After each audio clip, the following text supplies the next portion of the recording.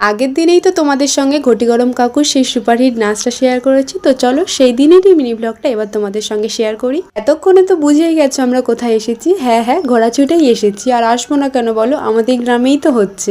এরই মাঝে হঠাৎ আমাদের এখানে চোখ পড়ে। প্রথমে তো ভেবেছিলাম এখানে মনে হয় গন্ডগোল হচ্ছে, কিন্তু তারপর দেখলাম ওই ঘটি গরম কাকুই নাচ দেখিয়ে দেখিয়ে ঘটি গরম বিক্রি করছে। তখন আমরাও ওনাকে ডেকেছিলাম আর ওনার কাছ থেকে ঘটি গরম নিয়েছিলাম, সাথে ফ্রি এন্টারটেনও হয়েছিলাম।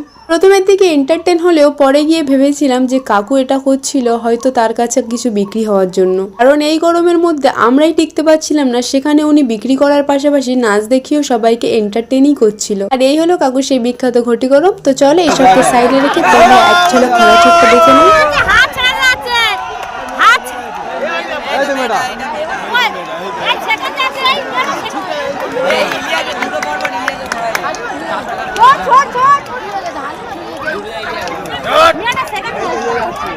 অনেক কথা ঘোরা হয়েছে।